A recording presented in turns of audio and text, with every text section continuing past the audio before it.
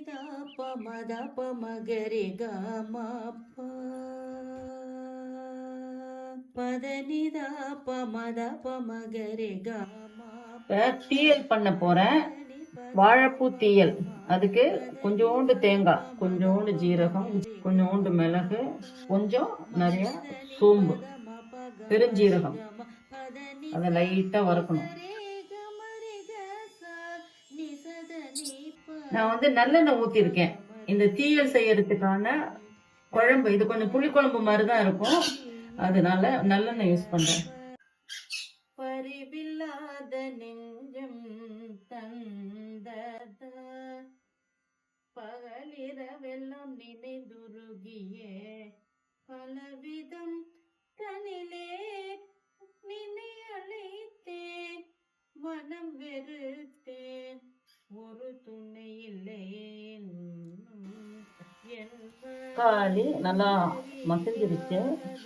இது எண்ணெய்லாம் பிரிஞ்செல்லாம் வரக்கூடாது, சும்மா தக்காளி மசியணும், அவ்வளவுதான். இப்ப இந்த நேரத்துல மஞ்சத்தூள், அரைச்சி வச்ச மிளகாத்தூள், ஒரு பங்கு மிளகா, 2 தனியா, கொத்தமல்லி அதை சொல்லுவாங்க விதை, அது காய வச்சு அரைச்சது. இதுதான் பேஸே இருக்கு. இது 2 ஸ்பூன். புளி ஊற வச்சு கரைச்சி வச்சிருக்கேன், அந்த புளி கொஞ்சம்.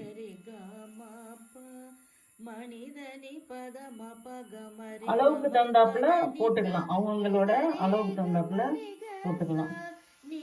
இப்ப இதுல தண்ணி ஊற்றிடலாம். நான் அரிசி கழுவுன 2வது தண்ணி இது ஊற்றியாச்சு. இதுல இந்த வாழைப்பூவை அப்படியே முழுசு முழுசா போட்டுடலாம். இது வெட்டலாம் வேண்டாம், அப்படியே முழுசு முழுசா போட்டுடலாம். இப்ப இது வாழைப்பூ வேக வைக்கிறதுக்கு மூடி வச்சிடலாம். இந்த வாழைப்பூ வெந்துருச்சு, நல்லாவே வந்துருச்சு. இப்ப நானு அரைச்சி வச்சிருந்த தேங்காய் லைட்டா வறுத்து அரைச்சி வச்சிருந்தேன், அதை நம்ம இதை போட்டுடலாம்.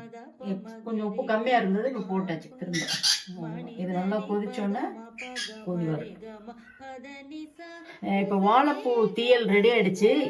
இது ஒரிஜினல் கலர். இதுல நான் எந்த கலரும் ஆட் ஆன் பண்ணல, சகப்பா வரத்துக்காக. இதோட ஒரிஜினல் கலரே அவ்வளவுதான். நான் கொஞ்சோண்டு கடைசியா முடிக்கும் போது ஒரு தேங்காய் 1 ஸ்பூன் ஊற்றி ஆஃப் பண்ணியாச்சு.